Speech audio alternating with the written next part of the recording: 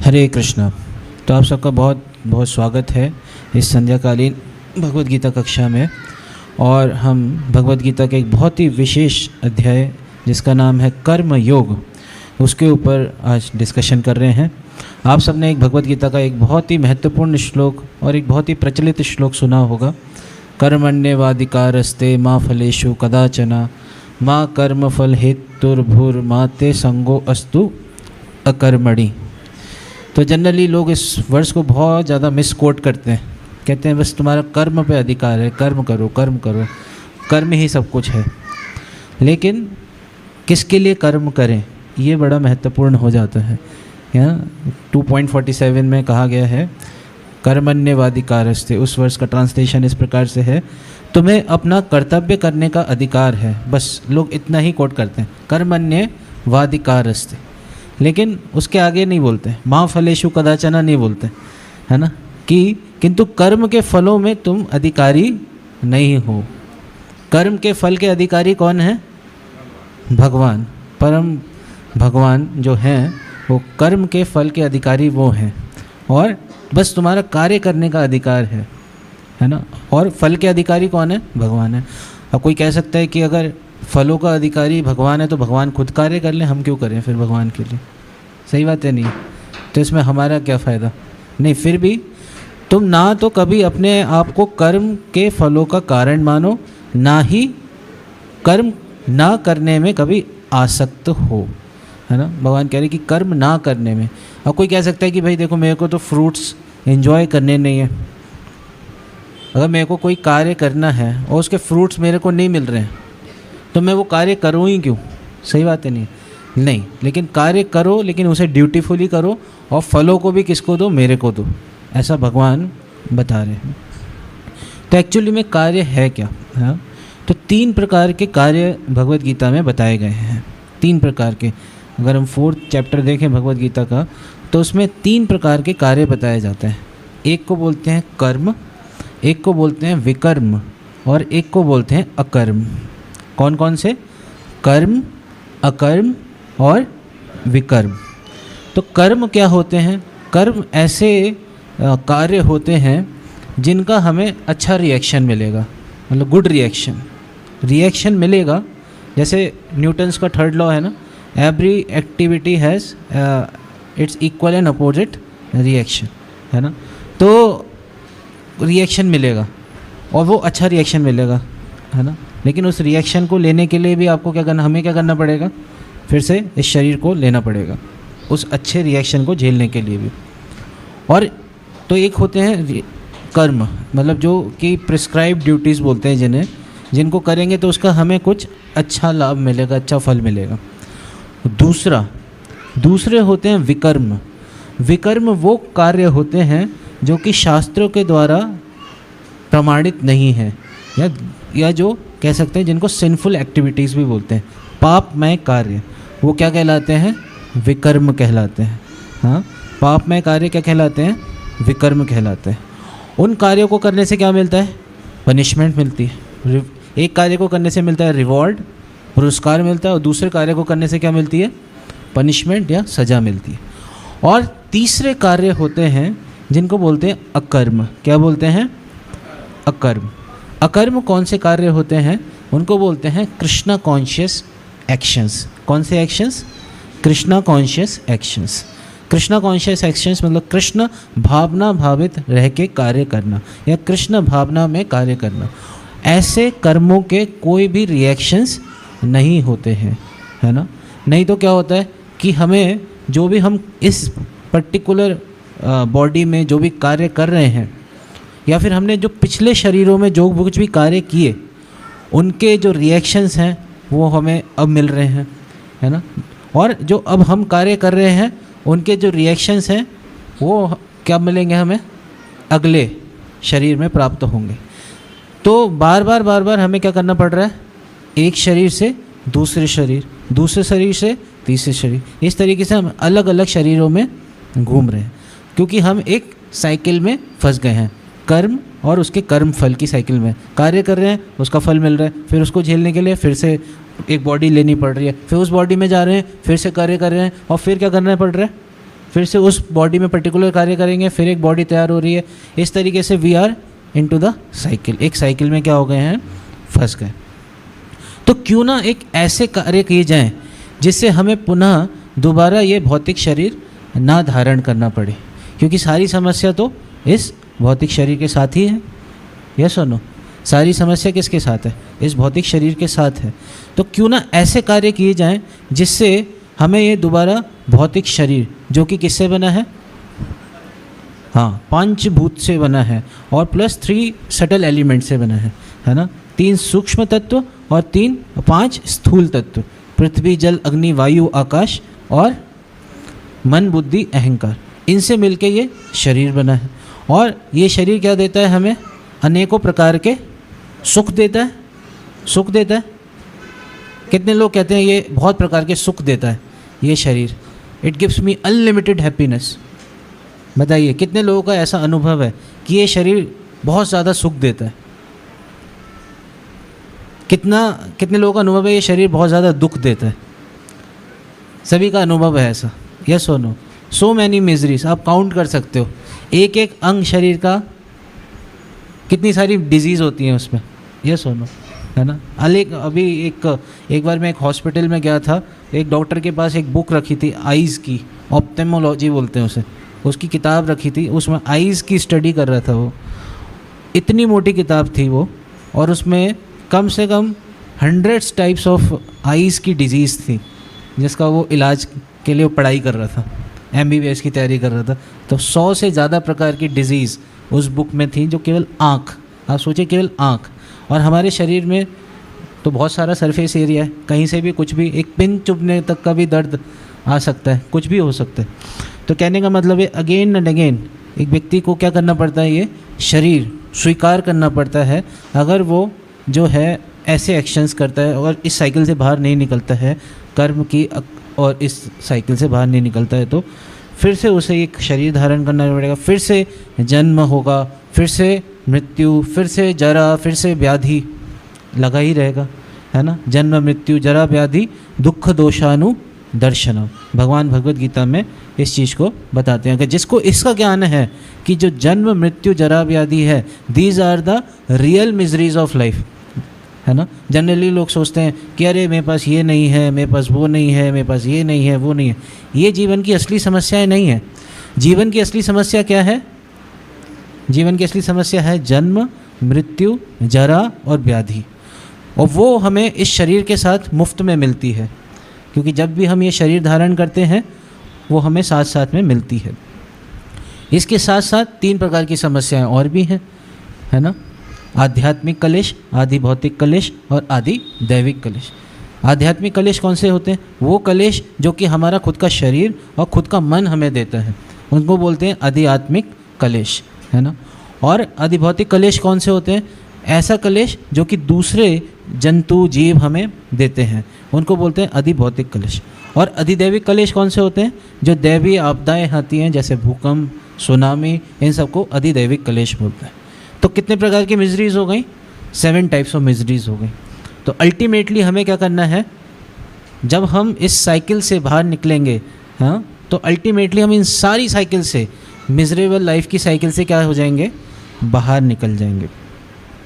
और वो कब बाहर निकल सकते हैं, केवल 84 लाख योनियों में, हाँ, केवल एक ऐसी योनि है जिसमें ये फैसिलिटी है, जिससे हम इस शरीर को पुनः धारण करने से बाहर निकल सकते हैं। वो कौन सी योनि है, मनुष्य योनि। कौन सी योनि है, हाँ, मनुष्य योनि। इसीलिए प्रहलाद महाराज भी इस चीज़ को अपनी प्रार्थनाओं में, अपनी शिक्षाओं में बोलते हैं। क्या बोलते हैं, बेसिकली कौमार आचरेत प्राज्ञो धर्मान भागवतानिह दुर्लभम मानुषम जन्म तदपि अध्रुवम अर्थदम। जो मनुष्य जीवन है बहुत दुर्लभ है, इसका हमें पूरा यूटिलाइजेशन करना चाहिए। किस लिए, भागवत धर्म का पालन करने के लिए, ताकि हम इस जीवन को क्या कर सकें, सक्सेसफुल बना सकें और इस भौतिक जगत से क्या कर सकें, बाहर निकल सकें, हाँ, अल्टीमेटली यहाँ से बाहर निकल सकें। तो यहाँ पे भगवान अर्जुन को बोल रहे हैं कि अर्जुन पहले तो क्वेश्चन पूछते हैं 3 अध्याय के पहले श्लोक में कि हे जनार्दन, हे केशव, यदि आप बुद्धि का सकाम कर्म से श्रेष्ठ समझते हैं तो आप फिर मुझे इस घोर युद्ध में क्यों लगाना चाहते हैं?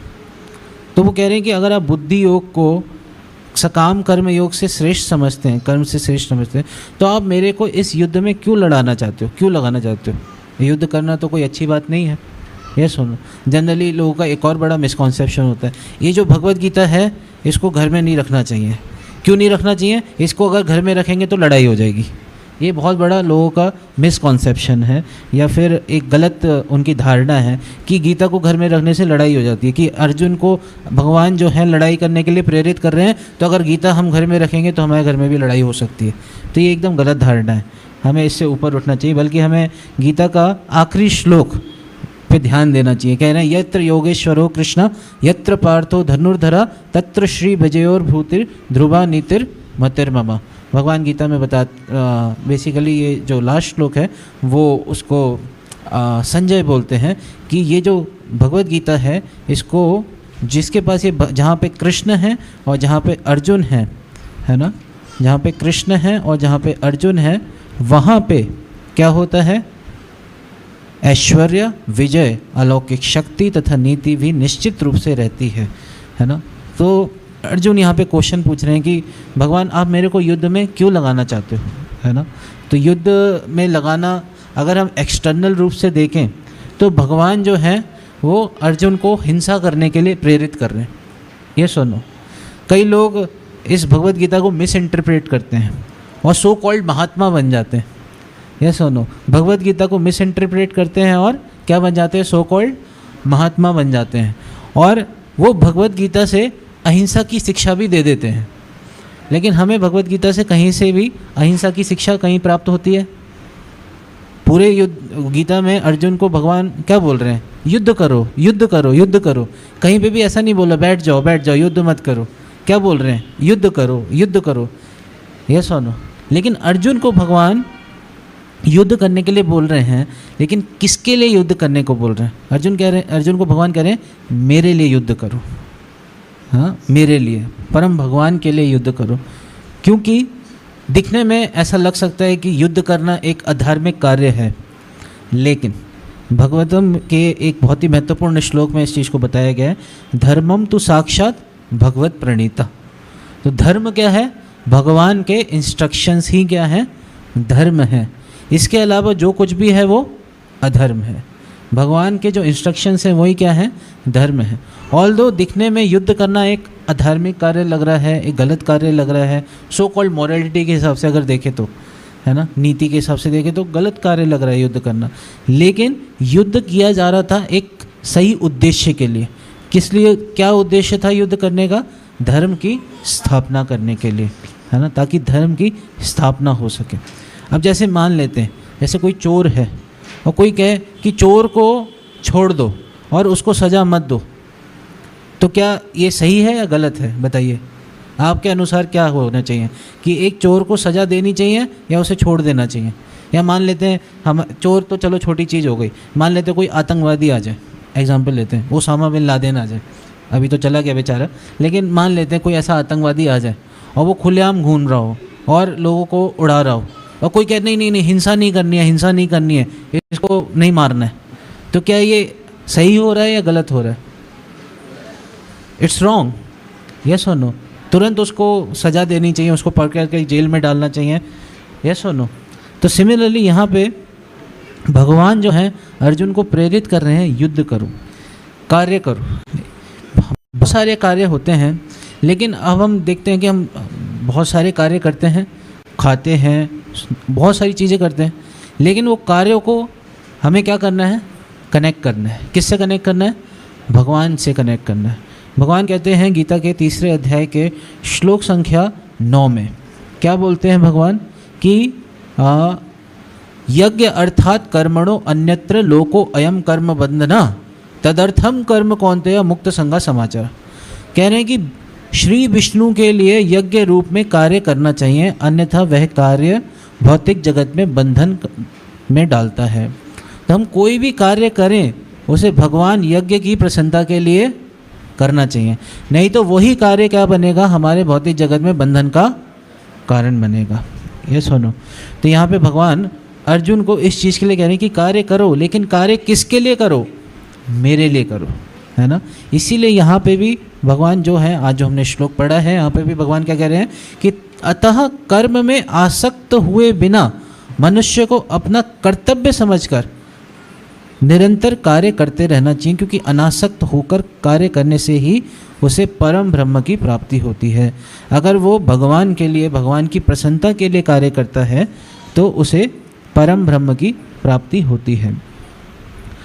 तो यहाँ पे हम देखते हैं कि अगर कोई व्यक्ति भगवान की प्रसन्नता के लिए कार्य करता है तो उसके लिए किसी भी प्रकार का कोई ऑब्लिगेशन नहीं रह जाता, उसके लिए कोई ड्यूटी नहीं रह जाती। जैसे भागवतम के 11वें अध्याय के 11वें स्कंद के 5वें अध्याय के श्लोक संख्या 41 में एक बहुत ही महत्वपूर्ण श्लोक हमें मिलता है। कहते हैं, देवर्षि भूताप्त निर्णाम पितृणाम ना किंकरो नायम ऋणी च राजन सर्वात्मना या शरणम शरण्यम गतो मुकुंदम परिहृत्य कर्तम। तो हम देखते हैं एक व्यक्ति जब इस भौतिक जगत में आता है और इस भौतिक शरीर को धारण करता है तो उसके ऊपर बहुत सारे ऋण हो जाते हैं, अलग अलग लोगों का ऋण होता है। किसका ऋण होता है? देवताओं का ऋण होता है, उसे देवताओं का ऋण चुकाना होता है। देव ऋषियों का ऋण होता है, भूत आप्त रिश्तेदारों का ऋण होता है, दूसरे लिविंग एंटिटीज़ का ऋण होता है, और पितरों का ऋण होता है ना। इतने सारे ऋण उसके ऊपर चढ़े होते हैं। लेकिन अगर वो केवल एक चीज़ कर ले, अगर वो भगवान की भक्ति से जुड़ जाए तो उसको क्या है? सर्वात्मना या शरणम शरण्यम गतो मुकुंदम परिहृत्य कर्तम। उसके ऊपर कोई भी ऋण नहीं रह जाता, है ना, उसके ऊपर कोई भी ऋण नहीं रह जाता। जैसे एक एग्जाम्पल देते हैं, यथा तरोर्मूल निषेचनेन तृप्यति तत्स्कंद भुजोपशाखा प्राणोपहारा च यथेन्द्रियाणम तथैव सर्वारणम अच्युतेज्य। तो जैसे आपने वृक्ष देखा होगा, है ना, सबने पेड़ देखा होगा, पौधे देखे होंगे। तो अगर हम पेड़ और पौधे की जड़ में पानी डालते हैं तो ऑटोमेटिकली क्या होता है? पूरा का पूरा पेड़ नरिश हो जाता है, उसको अपना न्यूट्रिशन मिल जाता है। हमें ऐसा नहीं कि हर एक पत्ते को, हर एक फूल को, हर एक लकड़ी को, डाली को अलग से पानी देने की आवश्यकता नहीं होती। अगर हम पेड़ की जड़ में पानी डालते हैं तो क्या होता है? अगर हम पेड़ की जड़ में पानी डालते हैं तो ऑटोमेटिकली पूरा पेड़ सेटिस्फाई हो जाता है। सिमिलरली जब हम पेट में खाना डालते हैं, है ना, जैसे हम पेट में खाना डालते हैं तो क्या होता है कि ऑटोमेटिकली जितने भी अंग हैं उन्हें अपना नरिशमेंट मिल जाता है। हमें ऐसा नहीं कि अलग से हाथ को खाना डालने की ज़रूरत है, आँखों को खाना डालने की ज़रूरत है, कानों को खाना डालने की ज़रूरत है। If we put the food into the stomach, अगर हम पेट में खाना डालेंगे तो क्या होगा? ऑटोमेटिकली सारे के सारे अंग अपने आप नरिश हो जाएंगे। तो इसी तरीके से अगर हम परम भगवान को, उनको सेटिस्फाई करेंगे, उनके लिए कार्य करेंगे तो हर कोई क्या हो जाएगा? सेटिस्फाई हो जाएगा। यस्मिन तुष्टे जगत तुष्टि, ये बड़ा महत्वपूर्ण यहाँ पे प्रिंसिपल है, इस चीज़ को समझना। तो इसलिए यहाँ पे अर्जुन को भगवान गीता के ही इसी अध्याय के 30वें श्लोक में भी इसी चीज़ को भगवान इस चीज़ को बार बार बहुत सारी जगह इस चीज़ को रिपीट करते हैं कि मेरे लिए कार्य करो अनासक्त होकर, है ना। फिर यहाँ पे भगवान क्या बता रहे हैं? मयि सर्वाणि कर्माणि, 3रे अध्याय का 30वां श्लोक, मयि सर्वाणि कर्माणि सन्न्यस्य आध्यात्म चेतसा निराशीर निर्ममो भूत्वा युद्धस्स विगतज्वरः। तो 3रे अध्याय का 30वां श्लोक, इसमें भगवान बता रहे हैं कि अतः हे अर्जुन, अपने सारे कार्यों को मुझ में समर्पित करके मेरे पूर्ण ज्ञान से युक्त होकर लाभ की आकांक्षा से रहित, मतलब कह रहे हैं कि फ्रूट्स की आकांक्षा से रहित, फ्रूट्स को एंजॉय करने की आकांक्षा से रहित होकर स्वामित्व के किसी दावे के बिना, और कोई किसी भी प्रकार का स्वामित्व नहीं, तथा आलस्य से रहित होकर युद्ध करो। युद्धस्व विगतज्वरः, अपने आलस को छोड़ो और युद्ध करो, है ना। तो श्रील प्रभुपाद यहाँ पे तात्पर्य में इसके बताते हैं कि the Lord instructs that one has to become fully Krishna conscious to discharge duties as if in a military discipline, है ना। तो प्रभुपाद जी लिख रहे हैं कि स्वधर्म पालन के लिए सैन्य अनुशासन के सदृश पूर्णतया कृष्ण भावना भावित होना आवश्यक है। और यहाँ पे निराशीर, यहाँ पे दो वर्ड बड़े महत्वपूर्ण यूज़ किए गए हैं, निराशी और निर्ममा, है ना। वैसे हम कुछ आहुति डालते हैं, इदम कृष्णाय इदम न ममा, ऐसे बोलते हैं ना, ये कृष्ण के लिए है, ये मेरे लिए नहीं है। इदम कृष्णाय इदम न ममा, इदम गोविंदाय इदम न ममा। तो यहाँ पे निराशी, निराशी का क्या मतलब है? निराशी का अर्थ है स्वामी के आदेश अनुसार कार्य करना किंतु फल की आशा ना करना। फिर प्रभुपाद जी यहाँ पे एक बहुत ही महत्वपूर्ण उदाहरण देते हैं। जैसे कई बार हम बैंक जाते हैं तो बैंक में कौन होता है? पैसे जमा करते हैं जिसको कैशियर होता है, कैशियर, कोषाध्यक्ष बोलते हैं। प्रभुपाद जी लिख रहे हैं कोषाध्यक्ष अपने स्वामी के लिए लाखों रुपए गिन सकता है किंतु इनमें से वह अपने लिए एक भी पैसा नहीं चाहता। तो कैशियर होता है, वो कितने पैसा काउंट करता है, उसके पास लाखों करोड़ों रुपए कैश आता है, लेकिन उसमें से वो एक पैनी भी अपने पास नहीं रखता है। तो एकदम डिटैच होके वो कार्य कर रहा है, लेकिन वो इतना पैसा होने के बावजूद भी उसके ऊपर कोई मतलब वो उस पर कोई दावा नहीं जमा रहा है कि अरे ये तो मेरा पैसा है, या फिर स्वामित्व नहीं जमा रहा है, या फिर कोई उस पर क्लेम नहीं कर रहा है, और उसमें से कुछ ऐसे नहीं कि पैसे इधर उधर कर रहा है, मतलब वो बस पैसे गिन रहा है ना। प्रभुपाद जी यहाँ पे ये बहुत महत्वपूर्ण एग्जाम्पल देते हैं। फिर 5वें अध्याय में भगवान खुद इस चीज़ को फिर से हाईलाइट करते हैं और बताते हैं कि भौतिक जगत में रहते हुए भी कार्य करना है, भगवान के लिए कार्य करना है। और व्यक्ति जो है अगर भगवान के लिए कार्य करता है तो भौतिक जगत में रहते हुए भी वह नहीं बनता है। और इसमें भगवान एक बहुत ही महत्वपूर्ण एनालॉजी देते हैं। वो एनालॉजी है किसकी? लोटस की, पद्मपत्रम इवाम्बसा। कह रहे हैं ये 5वें अध्याय का 10 नंबर श्लोक है। बताते हैं ब्रह्मण्याधाय कर्माणि संगम त्यक्त्वा करोति या लिप्यते न स पापेन पद्मपत्रम इवाम्बसा। जो व्यक्ति कर्म फलों को परमेश्वर को समर्पित करके आसक्ति रहित, फिर से भगवान यहाँ पे इस चीज़ को बोलते हैं, आसक्ति रहित होकर अपना कार्य करता है, वह पाप कर्मों से उसी प्रकार अप्रभावित रहता है जिस प्रकार कमल पत्र जल से अस्पृश्य रहता है। तो जो कमल पत्र होता है या कमल का फूल होता है, आप सबने उसको देखा होगा, वो कहाँ पे उगता है? कहाँ पे उगता है कमल? कीचड़ में उगता है। लेकिन कीचड़ में उगने के बावजूद भी वो जो है उससे प्रभावित नहीं होता, उसके ऊपर पानी का एक बूंद तक नहीं टिकता। तो प्रभुपाद जी इसमें एक बहुत ही महत्वपूर्ण श्लोक बोलते हैं, इहा यस्य हरेर दास्य कर्मणा मनसा गिरा निखिलाशु अपि अवस्थासु जीवन मुक्त स उच्यते। जो यहाँ इस भौतिक जगत में रहते हुए इहा यस्य हरेर दास्य भगवान की भक्ति करता है और क्या करता है? कर्मणा मनसा गिरा, अपने कर्मों से, अपने शरीर से, मनसा मतलब अपने मन से, और अपनी वाणी से, है ना, 3 चीज़ों से, कर्मणा मनसा गिरा, या फिर बॉडी माइंड्स एंड वर्ड्स, इन तीनों चीज़ों को क्या करता है? भगवान की सेवा में नियोजित करता है, भगवान की सेवा में लगाता है। तो इस भौतिक जगत में रहते हुए भी ऑल तो लग रहा होगा कि अरे ये तो मटेरियलिस्टिक एक्टिविटी में लगा है, या फिर ये तो युद्ध कर रहा है, दिखने में ऐसा लग सकता है कि ये गलत कार्य है, ठीक नहीं है, लेकिन वो ऐसा होते हुए भी वो उस चीज़ से क्या है, वो एक लिबरेटेड पोजीशन में रहता है, जीवन मुक्त सा उच्यते। हो सकता है वो इस भौतिक शरीर में ही हो, लेकिन he is called a liberated personality. इसमें एक बहुत ही महत्वपूर्ण एग्जाम्पल कोट किया जाता है एक कोकोनट का।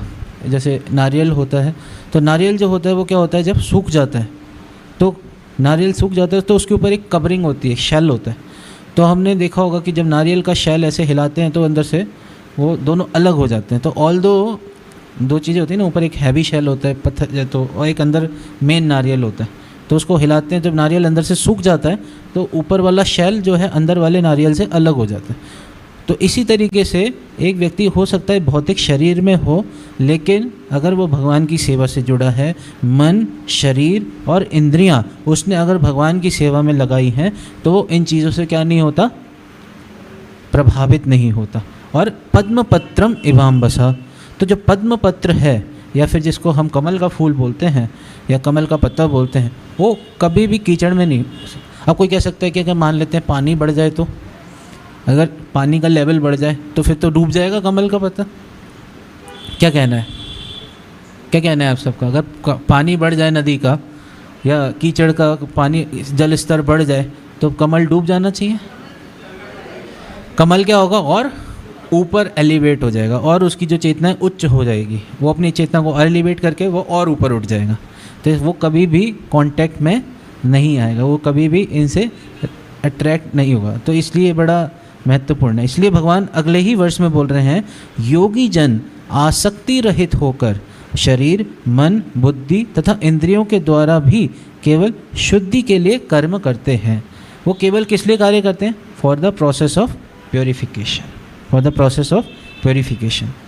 तो इस तरीके से हमें समझना चाहिए कि एक तरफ जो कार्य है वो इस भौतिक जगत में बांध रहा है, एक कार्य है जो नॉर्मल एक्टिविटी है। दूसरा सेम कार्य अगर हम भगवान की सेवा के लिए कर रहे हैं, भगवान के लिए कर रहे हैं, तो वो किसका क्या कारण बन रहा है? वो लिबरेशन का कारण बन रहा है। तो श्रीमद् भागवतम के 3rd कैंटो के 25 चैप्टर के वर्ष नंबर 20 में बताया गया है, प्रसंगम अजरम पाशम आत्मना कवयो विदुषा एव साधु शुक्रतो मोक्ष द्वारम अपावृतम। कह रहे हैं, every learned man knows very well that attachment for the material is the greatest entanglement for the spirit soul. तो अगर हमारी अटैचमेंट किसी भौतिक चीज़ से है तो वो क्या कारण बनती है? भौतिक बंधन का कारण बनती है। लेकिन स एव साधुषु कृतो मोक्ष द्वारम अपावृतम, लेकिन वही अटैचमेंट को हमें क्या करना है? ट्रांसफ़र करना है। अटैचमेंट को क्या करना है? ट्रांसफ़र करना है। किससे? मैटर से हटा के स्पिरिट पे लेके जाना है, हाँ, या फिर भगवान से या भगवान के भक्तों से, भगवान की सेवा से हमें आसक्ति होनी चाहिए, not to the sense gratification. तो इसमें एक बहुत ही महत्वपूर्ण एग्जाम्पल दिया जाता है दूध का और दही का। जैसे कभी किसी का पेट खराब होता है तो उसको मना किया जाता है कि आपको दूध नहीं पीना है, तो दूध पियोगे तो और पेट खराब हो जाएगा। लेकिन दूध का ही जो दूसरा रूप है जिसको बोलते हैं दही, वो रिकमेंड किया जाता है कि आप उस चीज़ को ग्रहण कीजिए। तो फिर जनरली लोगों का पेट खराब होता है तो दही चावल या ये सब चीज़ें लेते हैं, तो उससे उनका पेट ठीक हो जाता है। सिमिलरली एक एक्टिविटी जो कि अपने सेंस ग्रेटिफिकेशन के लिए की जा रही है, वो क्या कर रही है? भौतिक जगत में बांधने का कार्य कर रही है, मतलब पेट खराब करने जैसा है। और वही एक्टिविटी अगर भगवान के निर्देशानुसार, भगवान की आज्ञा के अनुसार, शास्त्रों के निर्देशानुसार भगवान की प्रसन्नता के लिए की जा रही है तो क्या है? वही लिबरेशन का कारण बन जाती है। Yes, very good. तो यहाँ पे एक और यहाँ पे हम समझ सकते हैं। फिर इसी चीज़ को ऋषभ देव, जो कि एक भगवान के ही अवतार कहे जाते हैं, 5वें स्कंद में इस चीज़ को बताते हैं कि पराभवस्तावद अबोध जातो यावन्न जिज्ञासतम आत्मतत्वम यावत् क्रिया तावद इदम मनोवै कर्मात्मकम ये न शरीर बद्धः, है ना। कह रहे हैं कि as long as one does not inquire about the spiritual values of life, जब तक हम एक्चुअली में जो शरीर हमें प्राप्त हुआ है ना, ये किस लिए प्राप्त हुआ है? तत्व जिज्ञासा के लिए। जीवस्य तत्व जिज्ञासा। कौन सी तत्व जिज्ञासा? किस चीज़ के लिए इंक्वायरी करनी चाहिए इस शरीर में रहते हुए हमें? अथातो ब्रह्म जिज्ञासा। हमें अब भगवान के बारे में जिज्ञासा करनी चाहिए। As long as we are in this material body, है ना, तो उसका जब तक वो इंक्वायरी नहीं करता है, जब तक वो स्पिरिचुअल वैल्यूज़ की इंक्वायरी नहीं करता है, तब तक उसका जीवन जो है वो क्या रहता है? पराभवस, डिफीटेड रहता है। He is considered to be defeated. It's a huge defeat for the human form of life if he does not inquire about the supreme personality of Godhead. A very famous Vaishnava poet is Srila Narottam Das Thakur, अपने एक वैष्णव भजन में लिखते हैं, मनुष्य जन्म पाइया राधा कृष्ण ना भाजिया जानिया सुनिया विष खाइनु। कि मनुष्य जन्म प्राप्त करने पे भी, मनुष्य देह प्राप्त करने पे भी राधा कृष्ण का भजन नहीं किया तो क्या कर रहे हैं हम? जानबूझ के विष खाने जैसा है। इसी को श्रीमद् भागवतम में भी बताया गया है, निर्देहमाद्यम सुलभम सुदुर्लभम प्लवम सुकल्पम गुरुकर्णधारम मयानुकूलेन नभस्वतेरितम पुमान भवाब्दिम न तेष आत्मः। कह रहे निर्देह माध्यम, निर्देह प्राप्त करने के बावजूद भी, जो कि बहुत दुर्लभ है और हमें प्राप्त हो गया सुलभता से, हाँ, सुलभम सुदुर्लभम प्लवम सुकल्पम गुरुकर्णधारम, और हमें क्या है? एक बहुत ही सुइटेबल वर्ड भी मिली है, हाँ, ये शरीर और एक कैप्टन भी मिले हैं शरीर में जो कि गुरु हैं। प्लवम सुकल्पम गुरु कर्णधारम मया अनुकूलेन नभस्सु तेरितम। भगवान कह रहे हैं मैंने तो फेवरेबल विंड्स भी चला दी हैं, अनुकूलित हवाएं भी चला दी हैं in the form of scriptures, है ना। और इसके बावजूद भी शरीर मिल गया, गुरु मिल गए, स्क्रिप्चर्स मिल गए, सब कुछ हो गया, इसके बावजूद भी पुमान भवाब्दिम न तरेत स आत्मा। अगर एक पुमान मतलब मनुष्य, भवाब्दिम मतलब इस भौतिक भव सागर को अगर पार नहीं कर पाता है, पार करने के बारे में सोच भी नहीं रहा है, तो क्या है, आत्मा, वो क्या कर रहा है, आत्महत्या कर रहा है, वो आत्महत्या जैसा है। इस चीज़ को बताते हैं। तो इसमें बताते हैं प्रीतिर्न यावद मयि वासुदेवे न मुच्यते देह योगेन तावद। तो जब तक जो हमारी आसक्ति है उसको हम मैटर से हटा के भगवान में नहीं लगाएंगे, न मुच्यते देह योगेन तावद, तब तक हम इस देह योग से नहीं छूट पाएंगे। अगर हमें इस देह योग से छूटना है तो हमें क्या करना पड़ेगा, प्रीति बनानी पड़ेगी, या फिर अपना प्रेम डेवलप करना पड़ेगा, किससे, भगवान से।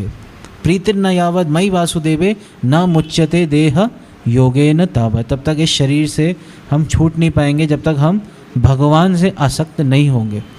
तो आसक्ति को हमें ख़त्म नहीं करना है, आसक्ति को हमें ट्रांसफ़र करना है। ये सुनो, attachment can not be killed, ख़त्म नहीं कर सकते। अटैचमेंट को हमें क्या करना है, ट्रांसफ़र करना है। अटैचमेंट को हमें किस में ट्रांसफ़र करना है, भगवान श्री कृष्ण में। भगवान श्री कृष्ण के इंस्ट्रक्शंस को अपने जीवन का क्या बनाना है हमें, we should make the instructions of Krishna the life and soul. हमारे जीवन का जीवन आधार बनाना है भगवान श्री कृष्ण की इंस्ट्रक्शंस को, और वो इस गीता में हमें इस चीज़ को बताते हैं, है ना। भगवान गीता में इस चीज़ को हम सबको बताते हैं कि जो बहुत सारी इंस्ट्रक्शंस दिए हैं भगवान ने, और सबसे महत्वपूर्ण इंस्ट्रक्शन है कि सर्वधर्मान परित्यज्य माम एकम शरणम व्रज अहम त्वाम सर्व पापेभ्यो मोक्षयिष्यामि मा शुचः। कि सारे धर्मों का परित्यज्य करके केवल एकमात्र मेरी शरण में आ जाओ, मैं तुम्हें सारे पापों से रक्षा करूँगा। हाँ, ये मेरा वचन है। तो कहने का मतलब यह है कि अगर कोई कह सकता है कि भगवान को हम सरेंडर क्यों करें, why we should surrender to the Lord. हाँ, भगवान के पास क्या सेवकों की कमी है कि हम भगवान को सरेंडर करें, या भगवान इतनी डिमांड क्यों कर रहे हैं। हाँ, तो प्रहलाद महाराज अपनी बहुत ही महत्वपूर्ण प्रार्थनाएं 7वें स्कंद के 9वें अध्याय के श्लोक संख्या 11 में बोलते हैं, नैवात्मना प्रभुरयम निजलाभ पूर्णो मानम जनाद विदुषा कर्णो वृणीते यद यज्जनो भगवते विदधीत मानम तच्चात्मने प्रतिमुखस्य यथाश्री। तो बहुत ही महत्वपूर्ण एग्जाम्पल देते हैं प्रहलाद महाराज। कहते हैं द सुप्रीम लॉर्ड, उनको क्या है, भगवान परम भगवान क्या है, आत्मतुष्ट हैं, वो अपने आप में सेटिस्फाइड हैं।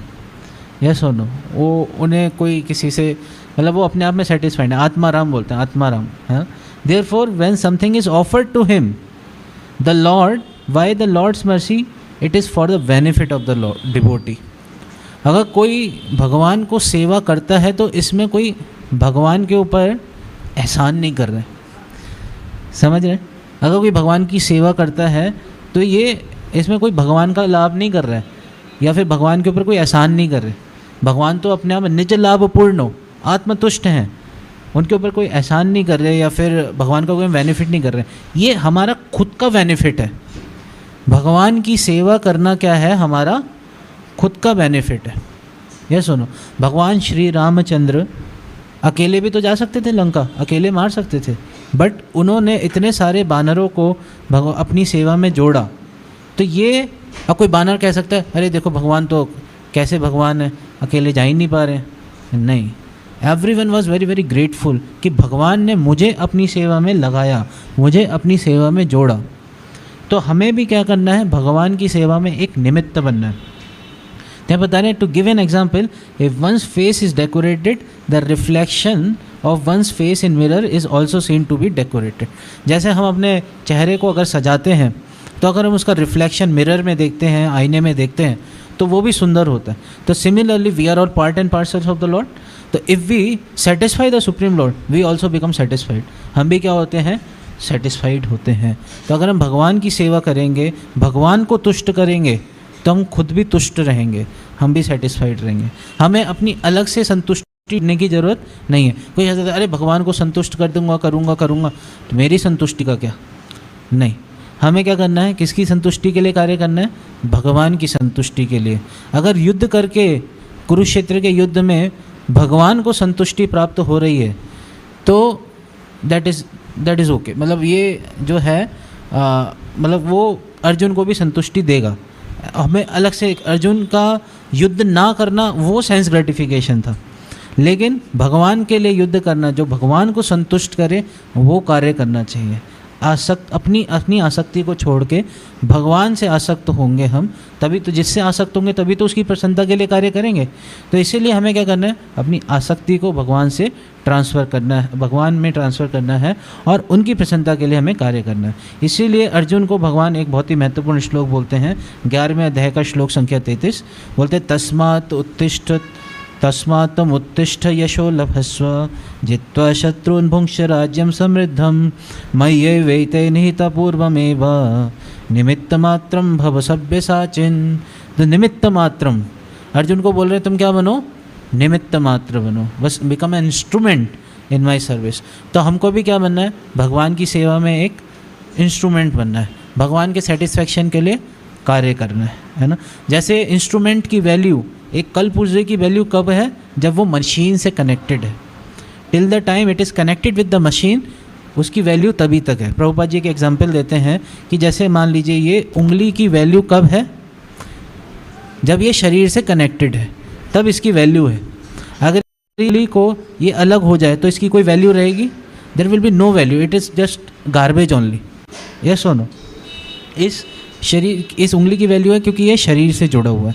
सिमिलरली हमारी वैल्यू तब है जब हम भगवान की सेवा से जुड़े हैं, भगवान की सेवा कर रहे हैं। तो इसीलिए हमें अपनी आसक्तियों को छोड़ के क्या करना चाहिए? भगवान की प्रसन्नता के लिए कार्य करना चाहिए और भगवान के लिए कार्य करना चाहिए, तो हम भी क्या रहेंगे? सेटिस्फाइड रहेंगे। हरे कृष्णा कृष्णा कृष्णा हरे हरे, हरे राम राम राम हरे हरे। ग्रंथराज श्रीमद् भगवद गीता की, जगत गुरु शिल प्रभुपाद की, निताय गौर प्रेमानंदे।